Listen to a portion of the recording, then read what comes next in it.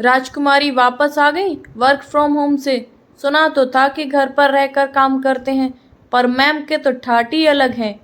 हिमाचल को चुना है इस काम के लिए। बुआ आपे से बाहर हो गई थी, मिठी को अपनी आंखों के सामने देखकर। अपना अपना समय है बुआ, कोई अपनी पूरी जिंदगी उसी घर में बिता देता है जहाँ पैदा हो, और किसी को काम करने के लिए अलग अलग ऑफिस मिल जाते हैं, वह भी मनपसंद जगह पर। मिठी ने इतराते हुए बुआ के ताने का ताना मारकर ही जवाब दिया। बुआ पहले से ही गुस्से में थी, अब तो बिफर पड़ी। सिर पर कुछ ज्यादा ही चढ़ा दिया है तुझे, पर मुझे हल्के में लेने की गलती मत करना। तेरी सारी पोल पट्टी खोल दूंगी भाई के सामने। नौकरी ख्वाब बनकर रह जाएगी, मुंह पे खुद ही पट्टी लग जाएगी। आपसे ऐसी ही उम्मीद है बुआ, लेकिन कोई भी कदम उठाने से पहले सोच लेना कि मैं माँ की तरह नहीं हूँ जो तुम्हारे टॉर्चर से तंग आकर अपनी जान से चली गई। बुआ मिट्टी को मारने के लिए दौड़ी थी कि मानव बीच में आ गया, उन्हें दोनों हाथों से पकड़कर अंदर ले गया। तब तक गुरु भी आ गया था। वह मिट्टी को उसके कमरे तक छोड़ कर आया। मिट्टी आंख बंद करके अपनी कुर्सी पर बैठ गई। जो उसने जाना था, उससे भक्ति बुआ के लिए उसकी नफरत और भी बढ़ गई थी। बचपन से ही उसे बुआ से नफरत थी, वजह उनका दोगला व्यवहार। मानव और गुरु को हमेशा प्राथमिकता देती, घर का कोई भी काम हो मिठी से करवाती और हर बात में उसे ही पीछे रखती। घर में खाना उन दोनों की पसंद का ही बनता था। मिठी का कुछ मन भी होता तो उसमें हजार कमियां बताकर बात को टाल दिया जाता। मिठी को समझ नहीं आता था कि वह अपनी ससुराल में न रहकर उनके घर में क्यों रह रही हैं। सबके सामने उनका बस एक ही गाना था, माँ तो छोड़कर चली गई अपने दोनों बच्चों को। वह तो मेरी ही हिम्मत है जो अपना घर बार छोड़कर यहाँ पड़ी हुई हूँ इनकी परवरिश के लिए। अब तो हम बड़े हो गए हैं, अब तो अपना घर संभालो जाकर। मन ही मन मिठी बुदबुदाती। घर में सब कुछ बुआ की मर्जी से ही होता आ रहा था। मिठी और उसका छोटा भाई मानव उनकी हर बात मानते आ रहे थे। बुआ का बेटा गुरु भी मानव का हम उम्र था, इसलिए दोनों साथ ही रहते थे। लेकिन मिठी को अब घर में रहना और बुआ के कायदे कानून से चलना बिल्कुल पसंद नहीं आ रहा था। यही कारण था कि उसने कॉलेज पूरा होते ही नौकरी ढूंढ ली थी। पैकेज ज़्यादा नहीं था, नौकरी दूसरे शहर में थी। 6 महीने होते होते कंपनी में उसकी अच्छी साख बन गई थी। घर आने का उसका मन ही नहीं होता था। इस बार पापा से जिद करके उसने हिमाचल वाले फ्लैट में रहने का मन बनाया, वर्क फ्रॉम होम ले लिया। मानव को जैसे ही भनक लगी तुरंत उसके पास आया। देखो दीदी, मैं जानता हूँ कि तू हिमाचल क्यों जा रही है। माँ के बारे में जानने का मेरा भी उतना ही मन है जितना तुम्हारा, बस मैं कभी दिखाता नहीं हूँ। मेरी भी अब छुट्टियाँ हैं, मैं भी वहीं पर कोई इंटर्नशिप कर लूँगा। मिठी को मानव की बात सही लगी और उसे साथ ले जाने को तैयार हो गई। गुरु को उसके पापा ने अपने पास बुला लिया था, इसलिए दोनों भाई बहन अपना अपना सामान लेकर रवाना हो गए। बुआ अपने बेटे गुरु को उनके साथ भेजना चाहती थी, लेकिन पति को मना नहीं पाई। भौएं तान कर मिठी और मानव को विदा किया। गगन, तूने भेज तो दिया हिमाचल, पर कोई बीती बात बच्चों के सामने आ गई तो क्या होगा। उसी फ्लैट में रुकने की क्या पड़ी थी, किसी होटल में भी तो रुक सकते थे। तुम तो सब कुछ भूल गए हो। बुआ ने लगभग डांटते हुए अपने भाई गगन को अपनी बात समझाने की कोशिश की। दीदी, 20 साल बीत चुके हैं उस घटना को, हमने कोई जुर्म नहीं किया है जो छिपे रहेंगे और बच्चों को उस फ्लैट से दूर रखेंगे। वे दोनों उसी फ्लैट में पैदा हुए थे। अपनी जन्मभूमि इंसान को अपनी ओर खींचकर बुला ही लेती है। आप डरिए मत, सब ठीक होगा। गगन ने अपनी बड़ी बहन को समझाने की कोशिश की। मिठी, अब कब तक ऐसे ही बैठी रहेगी। चल उठ, नहाकर आ जा, नाश्ता ठंडा हो रहा है। हम दोनों कब से तुम्हारा इंतजार कर रहे हैं।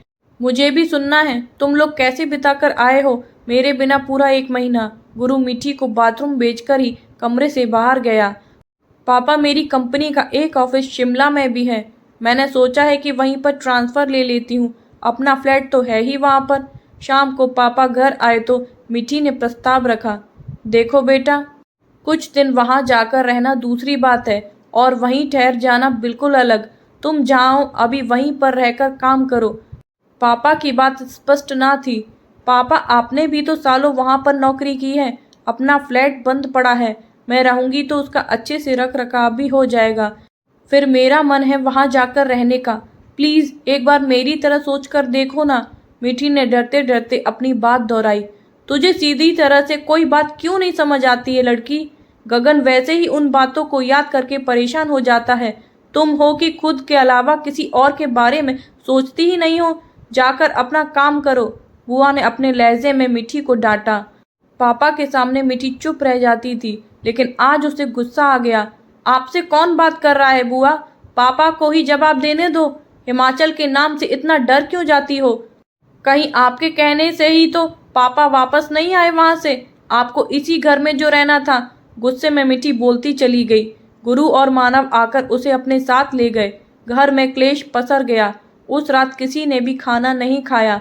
गगन का गुस्सा शांत हुआ तो बेटी पर प्यार उमड़ पड़ा और उसके कमरे में आ गए। मीठी लैपटॉप पर कुछ काम कर रही थी। उसे देखकर गगन जानने के लिए वापस मुड़े, तभी बेटी ने आवाज़ लगाई, आइए पापा, मेरा काम तो पूरा हो गया है, बस कुछ फ़ोटो देख रही थी हिमाचल की। गगन मीठी के पास दूसरी कुर्सी पर बैठकर फ़ोटो देखने लगे। यह फ़ोटो तुम्हें कहाँ से मिली? गगन, मीठी, मानव और नीतू की फ़ोटो थी। मीठी ने आश्चर्य से पापा को देखा। बोली, फ्लैट के स्टोर रूम में कुछ सामान पड़ा हुआ था। यह फ़ोटो उस सामान में ही थी। मीठी ने बताया तो गगन ने आगे पूछा, बाकी सामान कहाँ है? इसमें है पापा, आपकी और मम्मी की बहुत सारी यादें मैं अपने साथ उठा लाई। मीठी ने एक थैला गगन के हाथ में थमाकर दरवाज़ा बंद कर दिया। उसे डर था कि पापा को उनके कमरे में नहीं पाएंगी तो भक्ति बुआ यहीं धमक पड़ेंगी। पापा जितनी देर घर में रहते हैं उनकी नज़र उन्हीं पर रहती है बुआ की, विशेष रूप से जब मीठी आसपास हो तब। पापा उदास हो गए थे उन फोटो को देखकर, मम्मी के छोटे मोटे सामान को देखकर। कितना समझाता था कि छोटी छोटी बातों को दिल से लगाना ठीक नहीं, लेकिन उसे तो बात की तह तक जाना होता था। क्यों कही, किसने कही, क्या जवाब देना चाहिए था, बस इसी में घुलती रहती थी। मीठी को अच्छा लगा। बड़े दिनों बाद पापा ने मम्मी के बारे में खुलकर कुछ बोला था, पर अचानक पापा खड़े हो गए। बेटा तुम अपना काम करो, मैं चलता हूँ। तुम्हारी बुआ ने दूध बनाकर रख दिया होगा, उसके भी सोने का टाइम हो गया है। दिन भर काम में लगी रहती है। दरवाज़ा बंद करके पापा मीठी के कमरे से बाहर निकल गए। बुआ के लिए पापा की चिंता नई बात न थी। उनके एहसान में दबे हुए थे पापा। उनके बच्चों की परवरिश करके बुआ ने उन पर बड़ा एहसान चढ़ा दिया था। मीठी ने सामान वापस समेट कर रख दिया। किसी और को पता चल जाता तो बात का बतंगड़ बन जाता। माँ के बारे में घर में कोई बात नहीं करता था। मानव के ऊपर बुआ अपना अतिरिक्त प्यार लुटाती थी, इसलिए उसे माँ की कमी बस तभी महसूस होती जब मीठी को रोते हुए देखता। मीठी जब भी घर में होती उसे माँ की कमी हर पल महसूस होती। बचपन के दिन याद आ जाते। माँ कैसे हर जगह उसे साथ रखती थी। लड़के की इतनी परवाह नहीं जितनी लड़की की है। दिन भर इसी के चोचलों में लगी रहती। पढ़ लिख कर दिमाग खराब हो जाता है छोरियों का। आखिर वंश तो लड़के से ही चलेगा। लड़की को तो एक दिन अपने घर चली जाना है। बुआ के ऐसे ताने से माँ आहत होती, लेकिन हंसकर जवाब देती, दीदी आप और मैं भी तो लड़कियां ही हैं, और फिर आपके घर का तो रिवाज है। आप अपनी ससुराल नहीं गई तो मीठी को भी यहीं रख लेंगे। माँ के जवाब से बुआ आपे से बाहर हो जाती। मेरी क्या रिस्क करनी है? मेरी तो माँ बचपन में ही मर गई थी। गगन को अपने हाथों से पाला है मैंने।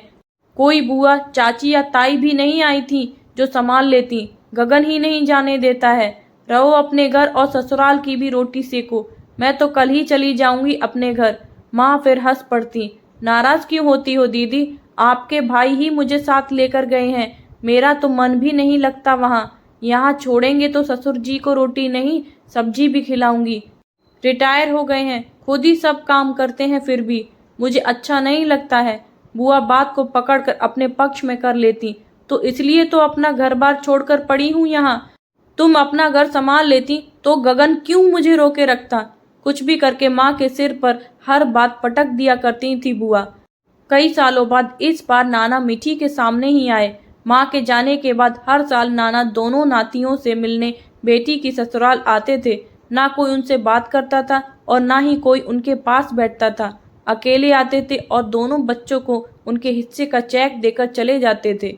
नाना ने अपनी वसीयत में अपने बेटे और बेटी को बराबर का हिस्सा दिया था। साल भर की कमाई का आधा हिस्सा बेटी के दोनों बच्चों को दे जाते थे। उसके जाने के बाद कितना फजीता किया था हमारे परिवार का इस आदमी ने। अब लाड़ बिखेरने आता है बच्चों पर। इसकी बेटी गई तो पुलिस लेकर गया था फ्लैट पर। अखबार में भी खबर दी थी कि मार दिया है मेरी बेटी को। नाना चले गए तो बुआ का बड़बड़ाना शुरू हो गया। वे हमारे नाना हैं बुआ, उनके बारे में ऐसा सोचना ठीक नहीं, मानव ने बोला। तो बुआ ऐसे शुरू हुई जैसे इंतजार ही कर रही थी। तेरे दादा और पापा को जेल की हवा खानी पड़ती। वह तो तेरी माँ की मेडिकल जांच में नहीं निकला कि उसको मारा है किसी ने। मीठी चाहती थी कि बुआ और भी कुछ बोल दे। आप तो तब फ्लैट पर ही थी बुआ, पूजा भी आपने ही रखवाई थी और पंडित को भी आप ही लेकर गई थी। आपको तो सच पता था, फिर आपने क्यों छिपाया यह सब? बुआ आज पहली बार डर अपने चेहरे पर छिपा नहीं पाई। तुझे किसने बताया यह सब? मीठी इसी सवाल का जवाब देना चाहती थी। आपके पंडित ने, उन सब लोगों ने जो पूजा में आए थे, पड़ोस वाले। बुआ सीधे मीठी के सामने आकर खड़ी हो गई। इसलिए मैं नहीं चाहती थी कि तू जाए वहां पर। यही सब करके आई है वर्क फ्रॉम होम के बहाने। बुआ के हर शब्द से गुस्सा टपक रहा था। मम्मी पापा आए हैं, थोड़ा उन पर ध्यान दो, अकेले बैठे हैं बैठक में। गुरु बुआ को वहां से ले गया और मीठी भी पीजी वापस जाने के लिए अपना सामान पैक करने चली गई। गुरु 2 साल से खाली घूम रहा था। छोटी मोटी नौकरी उसे समझ नहीं आती थी और बड़ी के लायक ना तो उसमें काबिलियत थी और ना ही उसने कोशिश की। जैसे तैसे इंजीनियरिंग पास की थी। माँ, मुझे उसी कंपनी में नौकरी मिल गई है जिसमें मामा काम करते थे। गुरु ने घोषणा की तो बुआ रसोई से लड्डू का डब्बा उठाकर ले आई। मानव ने लड्डू खाकर डब्बा उनके हाथ से ले लिया। बुआ तुम खा लो, फिर बैठक में ले जा रहा हूँ और वहां से बचकर नहीं आएंगे। बुआ रोकती रह गई पर मानव डब्बा उठाकर भाग गया। मीठी बिना कुछ कहे ही घर से निकल गई। बुआ ने रोकने की कोशिश नहीं की। पीजी में जाते ही बिस्तर पर लेट गई। हमेशा की तरह माँ याद आ रही थी। एक हफ्ता तुम्हारे बिना कैसे रहूंगी माँ? माँ पहली बार मानव को लेकर नाना के घर गई तो मीठी को पापा ने अपने पास ही रोक लिया था। रोते रोते मुंह से निकल गया था मीठी के। बाथरूम में चली गई मुंह धोने के लिए, जिससे पीजी की बाकी लड़कियों को शक न हो। हर बार घर से आकर 1-2 दिन इसी तरह परेशान रहती थी मीठी। 4 दिनों बाद ही पापा का फोन आया। देखकर मीठी सोच में पड़ गई। पहली बार मैं तो फोन उठाना ही भूल गई, दूसरी बार जब आया तो उठाया। बेटा तुम्हारी भक्ति बुआ एक पूजा करवाना चाहती हैं। शिमला वाला फ्लैट तुम्हारी माँ के जाने के बाद से बंद ही है। अब गुरु वहीं रहेगा, इसलिए पूजा करके उसे पवित्र करवाना चाहती हैं। अगले रविवार को तुम भी थोड़ा समय निकाल लेना। पापा आपको पता है माँ जब से गई हैं विश्वास उठ गया है मेरा पूजा पाठ से। मीठी ने स्पष्ट किया। जानता हूँ बेटा, पर हो सकता है यह पूजा तुम्हारे टूटे विश्वास को जोड़ने में कामयाब हो जाए। ऐसा करते हैं, इस पूजा को तुम ही करवाओ। पंडित जी से तो मिल ही चुकी हो। मीठी समझ गई वह मना नहीं कर पाएगी पापा को। तभी एक विचार उसके दिमाग में कौंधा। ठीक है पापा, कोशिश करती हूँ। फ्राइडे तक आपको बताती हूँ। भक्ति बुआ को बोलना अब उनके टेंशन के दिन गए। पंडित जी से मैं खुद ही बात कर लूंगी। पापा की खुशी फोन पर ही फूट पड़ी। अब उसका एहसान चुकाने का समय आ गया है। खुद को भुलाकर उसने हमारे घर को संभाला है। तुमने ये जिम्मेदारी लेकर मेरे दिल का बोझ हल्का कर दिया है। पापा फोन रखने ही वाले थे कि मीठी ने कहा, पापा मैं चाहती हूँ कि इस पूजा में नाना को भी बुलाऊं। माँ के जाने के बाद नानी भी चली गई, वे भी अकेले ही हैं। दादाजी भी गांव चले गए हैं उसके बाद। प्लीज उन दोनों को भी बुलाने दीजिए। कुछ देर तक पापा ने कुछ नहीं कहा, लेकिन फोन नहीं काटा। फिर यह कहते हुए फोन रखा। तुम कहती हो तो मना कैसे कर सकता हूँ? बुला लो, भक्ति को मैं समझा लूंगा। मीठी ने कमरे से बाहर आकर आसमान की ओर देखा। उसे महसूस हुआ जैसे माँ वहीं से मुस्कुरा कर कह रही हैं, आखिर तुमने रास्ता निकाल ही लिया सच से पर्दा उठाने का। मीठी केवल निर्देश दे रही थी और मानव उसका पालन कर रहा था। पापा ने इस बात चौका लगाया था। भक्ति दीदी, तुम इतने सालों से सब संभालती आ रही हो, अब मुझे भी कुछ करने का अवसर दो। इस बार पूजा की पूरी जिम्मेदारी मैं संभाल लूंगा। आजकल वैसे भी सब काम मोबाइल से ही हो जाते हैं। लंच टाइम में ऑफिस में बैठकर सब प्रबंध कर दूंगा। भक्ति सकपका कर बोली। गगन, क्या तू भी यही मानता है कि मेरी पूजा के कारण ही नीतू की जान गई? गगन ने दीदी का हाथ पकड़ लिया। ऐसा कुछ नहीं है दीदी, तुमने मीठी और मानव के लिए कितना कुछ किया है। मैं भी चाहता हूँ कि गुरु को नौकरी मिलने और वहाँ सेट होने में मदद कर पाऊँ। बस इसलिए आपको तनाव नहीं देना चाहता हूँ। भक्ति का दिल भाई की बात मानने से इनकार कर रहा था, लेकिन उसे मना भी नहीं कर सकती थी। ठीक है गगन, मुझे तो इस बात की खुशी है कि तू पूजा के लिए तैयार हो गया है। इतने साल हो गए हैं घर में कोई शुभ काम नहीं हुआ, अब होगा दीदी, और आपको परेशान भी नहीं होना पड़ेगा। बच्चे अब बड़े हो गए हैं, उनको भी जिम्मेदारी लेना सीखना चाहिए ना। बस इस बार उनकी ही सहायता लूँगा। निश्चित तारीख पर सब लोग शिमला के उस फ्लैट में इकट्ठे हो गए। दादाजी और नाना को मानव ने मना लिया। सब काम तैयार हो गया तो मिठी भी आ गई। पूजा शुरू हुई। पंडित जी ने हवन और आरती करने के बाद जैसे ही जाने को कहा, भक्ति बुआ ने आदतन उन्हें रोक लिया। पंडित जी, गुरु की कुंडली देखकर बताइए कि क्या सावधानियां रखनी है, और कुछ ऊंच नीच हो जाए तो क्या उपाय होगा। पंडित जी ने काफी देर तक कुंडली को देखकर कुछ गणना की, फिर बोले, गुरु मामा की छोड़ी हुई नौकरी पकड़ रहा है, उन्हीं के घर में रहेगा तो इस बात से इनकार नहीं किया जा सकता है कि बहू रानी की आत्मा इनसे संपर्क करे। भक्ति बुआ ने तुरंत गुरु की कुंडली पंडित जी के हाथ से ले ली, लेकिन उन्होंने अपनी बात जारी रखी। आज की पूजा में ही अगर कुछ मंत्र और पढ़ लिए जाएं और सच्चे दिल से बहू रानी को याद करके उनसे माफी मांग ली जाए तो बला टल सकती है। सब भक्ति बुआ की ओर देख रहे थे। तो जो सही है वो करो, मैं कौन सा मना कर रही हूँ, इन बातों का कुछ मतलब थोड़ी ही है। बुआ उठकर जाना चाहती थी, लेकिन फूफा जी ने बिठा दिया। पंडित जी, जो बाकी है उसको भी पूरा कीजिए। बेटे को मुश्किल से रोजगार मिला है, उसमें कोई अड़चन ना आए, उसका उपाय आप शुरू कीजिए। पंडित जी ने मंत्र पढ़ने शुरू किए। सबसे पहले नाना जी बोले, नीतू बेटा, अगर तू सुन रही है तो मुझे माफ करना, मैं समय से तुम्हारी चिट्ठी नहीं पढ़ सका।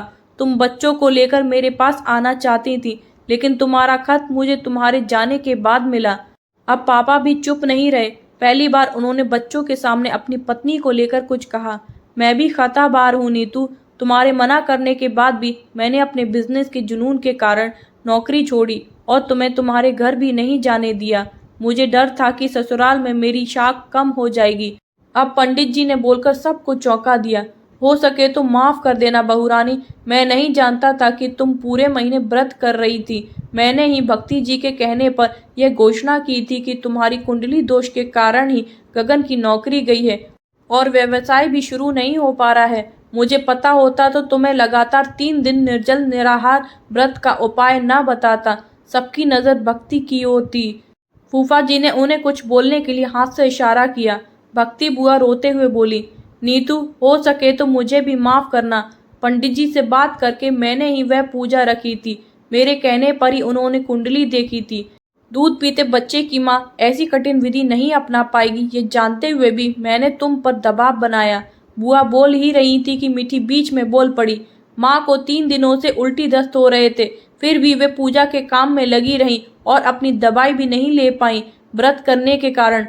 अगर दवा लेती तो उनको हार्ट अटैक ना आता। आज पहली बार भक्ति बुआ ने मिठी को घूर कर नहीं देखा। नाना उठकर खड़े हो गए। बस यही जानने के लिए मैं बेचैन था। अगर सही बात पता चल जाती तो मैं पुलिस के पास कभी न जाता। मेरी बेटी अचानक चली गई, अपनी नातियों से रिश्ता क्यों तोड़ता। मानव ने नाना को पकड़कर बिठा दिया और खुद भी उनके पास ही बैठ गया। फूफा जी ने भक्ति बुआ को वहां से उठा दिया और सामान लेकर चलने लगे। आज गगन ने उन्हें नहीं रोका। बुआ खुद ही गगन के पास आई। हो सके तो मुझे माफ कर देना मेरे भाई, इसी एक गलती को सुधारने के लिए अपने घर नहीं गई। पर मुझे तो सच बता देती दीदी, जीना मरना अपने हाथ में नहीं है, लेकिन मेरे विश्वास का कुछ तो मान रखती आप। भक्ति बुआ साड़ी के पल्लू में मुंह छिपा कर रो रही थी। फूफा जी ने आकर पापा को सांत्वना दी। इस गलती की सजा अब मिलेगी इसको। अब यह तब तक तुम्हारे घर नहीं आएगी जब तक तुम बुलाओगे नहीं। दादाजी उठने की कोशिश कर रहे थे, लेकिन मिठी ने उन्हें रोक दिया। भक्ति को विदा कर देता हूँ बेटा, शादी के 26 साल बाद ससुराल जा रही है। अब तो तू सब संभाल लेगी, उसको जाने दो। मानव पंडित जी की ओर देखकर मुस्कुरा दिया। उनके प्रायश्चित पाठ ने वह सब कर दिया था जो सालों से कोई नहीं कर पाया था। फ्रेंड्स, आपको ये स्टोरी पसंद आई हो तो वीडियो को like, comment, share and subscribe ज़रूर करें। Thank you.